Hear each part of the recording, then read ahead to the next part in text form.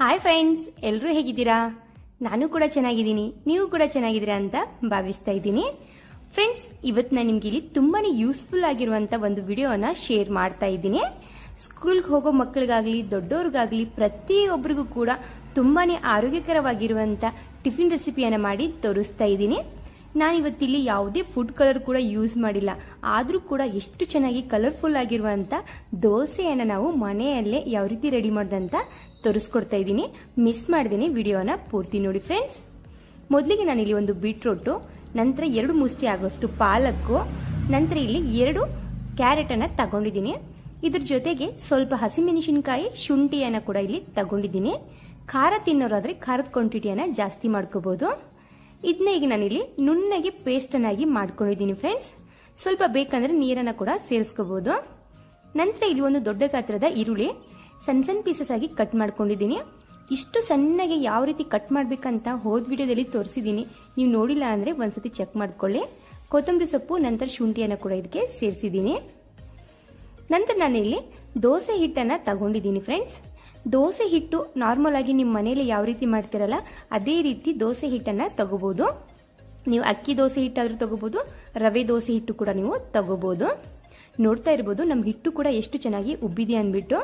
Friends, ಈಗ ಸ್ವಲ್ಪ ಚಳಿ ಇದ್ರೆ ಹಾಗೆ ಮಳೆ ಬರ್ತಾ ಇದ್ರೆ ಹಿಟ್ಟು ಸರಿಯಾಗಿ ಉಬ್ಬೋದಿಲ್ಲ. ಹಾಗಾದ್ರೆ ನಾನು ನಿಮ್ಗೆ ಒಂದು ಟಿಪ್ಸ್ ಅನ್ನ ಹೇಳ್ಕೊಡ್ತೀನಿ. ಆ ಟಿಪ್ಸ್ ಅನ್ನ ಫಾಲೋ ಮಾಡಿ ಖಂಡಿತ ನಿಮ್ಗೆ ದೋಸೆ ಬೆಟರ್ ಆಗ್ಲಿ, ಇಡ್ಲಿ ಬೆಟರ್ ಆಗ್ಲಿ ತುಂಬಾ ಚೆನ್ನಾಗಿ ಉಬ್ಬಿ ಬರುತ್ತೆ.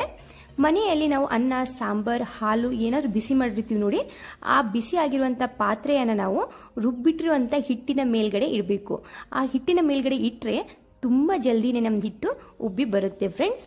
ಈಗ ನಾನಿಲ್ಲಿ ರುಬ್ಬಿಟ್ಟಿರುವಂತ ಮಿಶ್ರಣದಲ್ಲಿ ದೋಸೆ ಹಿಟ್ಟನ್ನ ಸೇರಿಸ್ಕೊತಾ ಇದ್ದೀನಿ. ನಿಮ್ಗೆ ಎಷ್ಟು ಬೇಕಲ್ಲ ಅಷ್ಟು ನೀವು ನೋಡ್ಬಿಟ್ಟು ದೋಸೆ ಹಿಟ್ಟನ್ನ ಸೇರಿಸ್ಕೋಬಹುದು.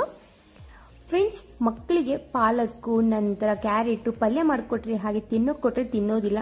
ಈ ರೀತಿ ದೋಸೆ ಮಾಡ್ಕೊಡಿ, ತುಂಬಾ ಅಂದ್ರೆ ತುಂಬಾನೇ ಟೇಸ್ಟಿಯಾಗಿ ಅನ್ಸುತ್ತೆ. ಸೊ ನೀವು ಫಸ್ಟ್ ಟೈಮ್ ಮಾಡಿದಾಗ ನಿಮ್ಗೆ ನಂಬೋಕ್ಕಾಗೋದಿಲ್ಲ. ಖಂಡಿತ ನೀವು ಒಂದ್ಸತಿ ಟ್ರೈ ಮಾಡಿದ್ಮೇಲೆ ನೆಕ್ಸ್ಟ್ ಟೈಮ್ ನನಗೆ ಕಮೆಂಟ್ ಹಾಕ್ತೀರಾ ಫ್ರೆಂಡ್ಸ್, ಅಷ್ಟು ಚೆನ್ನಾಗಾಗತ್ತೆ. ನಂತರ ನಾನಿಲ್ಲಿ ಸ್ವಲ್ಪನೇ ಕಲರ್ಗೋಸ್ಕರ ಅರಿಶಿನವನ್ನ ಕೂಡ ಸೇರಿಸಿ ಚೆನ್ನಾಗಿ ನಾನು ಇದೇ ರೀತಿ ಎಲ್ಲವನ್ನ ಇಲ್ಲಿ ಮಿಕ್ಸ್ ಮಾಡ್ಕೋತಾ ಇದ್ದೀನಿ. ನೋಡ್ತಾ ಇರ್ಬೋದು ಫ್ರೆಂಡ್ಸ್, ಇಲ್ಲಿ 4 ವೆರೈಟಿಯ ದೋಸೆಯ ಮಿಶ್ರಣ ಇಲ್ಲಿ ರೆಡಿ ಆಯಿತು. ನಂತರ ನಾನಿಲ್ಲಿ ಗ್ಯಾಸ್ ಅನ್ನ ಲೋ ಫ್ಲೇಮ್ ಅಲ್ಲೇ ಇಟ್ಬಿಟ್ಟು ಪ್ಯಾನ್ ಅನ್ನ ಬಿಸಿ ಮಾಡ್ಕೋತಾ ಇದ್ದೆ ಫ್ರೆಂಡ್ಸ್. ಈಗ ಬಿಸಿ ಆಗಿರುವಂತ ಪ್ಯಾನ್ ಮೇಲೆ ನೀರನ್ನ ಚಿಪ್ಪಿಡಿಕೆ ಮಾಡಿಕೊಂಡು ನಂತರ ದೋಸೆ ಬ್ಯಾಟರ್ ಅನ್ನ ಸೇರಿಸ್ಕೋಬೇಕು. ಫ್ರೆಂಡ್ಸ್, ದೋಸೆಯನ್ನ ನಾವು ಸ್ಪ್ರೆಡ್ ಮಾಡುವವರೆಗೂ ಗ್ಯಾಸ್ ಅನ್ನ ಲೋ ಫ್ಲೇಮ್ ಅಲ್ಲೇ ಇಡಬೇಕು. ಇದು ತುಂಬಾನೇ ಇಂಪಾರ್ಟೆಂಟ್.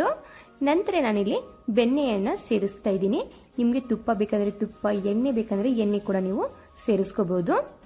ಸೊ ನೋಡ್ತಾ ಇರ್ಬೋದು ಎಷ್ಟು ಚೆನ್ನಾಗಿ ನಮ್ದಿಲ್ಲಿ ಪಾಲಕ್ ದೋಸೆ ರೆಡಿ ಆಯ್ತು ಅಂದ್ಬಿಟ್ಟು. ಫ್ರೆಂಡ್ಸ್, ನಾವು ಯಾವಾಗ್ಲೂ ದೋಸೆಯನ್ನ ಸ್ಪ್ರೆಡ್ ಮಾಡುವಾಗ ಗ್ಯಾಸ್ ಅನ್ನ ಲೋ ಫ್ಲೇಮ್ ಅಲ್ಲಿ ಇಡಬೇಕು, ಅದು ತುಂಬಾನೇ ಇಂಪಾರ್ಟೆಂಟ್. ನಂತರ ಒಂದು ದೋಸೆ ಆದ ನಂತರ ಮತ್ತೆ ನಾವು ಪ್ಯಾನ್ ಬಿಸಿ ಇರುತ್ತೆ, ಸೊ ಅದಕ್ಕೆ ನೀರನ್ನ ಚಿಪ್ಪಿಡಿಕೆ ಕೊಡಬೇಕು. ಇವೆರಡು ನಾವು ಟಿಪ್ಸ್ ಫಾಲೋ ಮಾಡೋದ್ರಿಂದ ನಮ್ ದೋಸೆ ಸ್ವಲ್ಪನೂ ಅಂಟೋದಿಲ್ಲ ಪ್ಯಾನ್ಗೆ. ನಾನಿಲ್ಲಿ ನೀರನ್ನ ಚಿಪ್ಪಿಡಿಕೆ ಹಾಕಿದ್ದೀನಿ.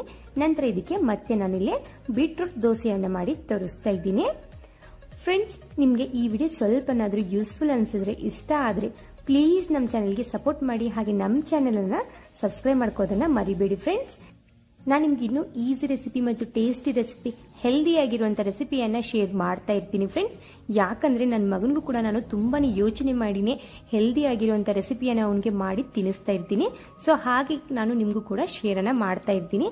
ಸೊ ನಿಮ್ಗೂ ಕೂಡ ಈ ವಿಡಿಯೋ ಇಷ್ಟ ಆದ್ರೆ ಪ್ಲೀಸ್ ನಮ್ಗೆ ಕಮೆಂಟ್ ಅನ್ನ ಹಾಕಿ, ಸೊ ನನಗೆ ಸಪೋರ್ಟ್ ಮಾಡೋದನ್ನ ಮರಿಬೇಡಿ ಫ್ರೆಂಡ್ಸ್. ನೋಡ್ತಾ ಇರ್ಬೋದು ಇಲ್ಲಿ ಹಾಗೆ ಕ್ಯಾರೆಟ್ ದೋಸೆ ಕೂಡ ರೆಡಿ ಆಯಿತು. ನಂತರ ನಿಮ್ಗೆ ಇಲ್ಲಿ ಈರುಳ್ಳಿ ದೋಸೆ ಕೂಡ ಮಾಡಿ ತೋರಿಸ್ತಾ ಇದ್ದೀನಿ. ಈರುಳ್ಳಿ ದೋಸೆ ಜಾಸ್ತಿ ತಿಳುವಾಗಿ ಬರೋದಿಲ್ಲ ಫ್ರೆಂಡ್ಸ್, ಇದು ಸ್ವಲ್ಪ ದಪ್ಪವಾಗಿನೇ ದೋಸೆ ಆಗುತ್ತೆ. ಯಾಕಂದ್ರೆ ನಾವು ಈರುಳ್ಳಿ ಎಲ್ಲ ಕಟ್ ಮಾಡಿ ಹಾಕೋದ್ರಿಂದ ಇದು ಸ್ವಲ್ಪ ದಪ್ಪವಾಗಿ ಈರುಳ್ಳಿ ದೋಸೆ ಇಲ್ಲಿ ರೆಡಿ ಆಗುತ್ತೆ. ಫ್ರೆಂಡ್ಸ್, ನಮ್ಮ ಮನೆಯಲ್ಲಿ ಕೂಡ ಸೊಪ್ಪು ಹಾಗೆ ಬೀಟ್ರೂಟ್ ಕ್ಯಾರೆಟ್ ಪಲ್ಯ ಮಾಡಿಕೊಟ್ರೆ ಯಾರು ತಿನ್ನೋದಿಲ್ಲ. ಈ ರೀತಿ ಸ್ಯಾಂಡ್ವಿಚ್ ಆಗಲಿ ಅಥವಾ ಇಲ್ಲಾಂದ್ರೆ ದೋಸೆಯಲ್ಲಿ ಮಾಡಿಕೊಟ್ರೆ ತುಂಬಾ ಚೆನ್ನಾಗಿ ತಿನ್ಕೋತಾರೆ. ಸೊ ಅವರು ಆರೋಗ್ಯದ ಬಗ್ಗೆ ಯೋಚನೆ ಮಾಡೋದು ನಮ್ಮ ಹೆಣ್ಮಕ್ಳ ಕರ್ತವ್ಯ ಕೂಡ. ಸೊ ಹಾಗಾಗಿ ನಾನು ಎಷ್ಟು ಆರೋಗ್ಯಕ್ಕೆ ಒಳ್ಳೇದಾಗುತ್ತಲ್ಲ ಅಷ್ಟು ರೆಸಿಪಿಯನ್ನ ಶೇರ್ ಮಾಡ್ತಾ ಇರ್ತೀನಿ, ನಿಮಗೂ ಕೂಡ ಯೂಸ್ ಆಗಲಿ ಅನ್ನೋ ಕಾರಣಕ್ಕೆ. ಸೊ ನಿಮ್ಮ ಮನೇಲಿ ಕೂಡ ಬೀಟ್ರೂಟು ಕ್ಯಾರೆಟು ಸೊಪ್ಪು ತಿಂತಾ ಇಲ್ಲಪ್ಪ ಅಂದ್ರೆ ಸೊ ಈ ರೀತಿ ದೋಸೆ ಮಾಡಿಕೊಡಿ, ಆರೋಗ್ಯಕ್ಕೆ ಒಳ್ಳೆಯದು ಎಲ್ರಿಗೂ ಕೂಡ. ಹಾಗೆ ನಮ್ಮ ದೋಸೆ ಕೂಡ ಇಲ್ಲಿ ರೆಡಿ ಆಯಿತು. ಸೊ ನೋಡ್ತಾ ಇರ್ಬೋದು ಎಷ್ಟು ಚೆನ್ನಾಗಿ ಕಾಣ್ತಾ ಇದೆ ಕಲರ್ಫುಲ್ ಆಗಿ ಅಂದ್ಬಿಟ್ಟು. ಇದ್ರ ಜೊತೆಗೆ ನಾನು ಇಲ್ಲಿ ಕೊಬ್ಬರಿ ಚಟ್ನಿಯನ್ನು ಕೂಡ ಮಾಡಿದ್ದೀನಿ. ಈ ಕೊಬ್ಬರಿ ಚಟ್ನಿಯನ್ನು ಯಾವ ರೀತಿ ಮಾಡ್ತಾರೆ ಅಂತ ಹೋದ ವಿಡಿಯೋದಲ್ಲಿ ತೋರಿಸ್ಕೊಟ್ಟಿದ್ದೀನಿ ಫ್ರೆಂಡ್ಸ್. ನೀವು ಇನ್ನೂವರೆಗೂ ನೋಡಿಲ್ಲ ಅಂದರೆ ಕೆಳಗಡೆ ಲಿಂಕನ್ನು ಕೊಟ್ಟಿರ್ತೀನಿ, ಒಂದ್ಸತಿ ಚೆಕ್ ಮಾಡ್ಕೊಳ್ಳಿ. ಹಾಗೆ ಈ ವಿಡಿಯೋ ನೋಡಿದ್ದಕ್ಕೆ thank you so much friends.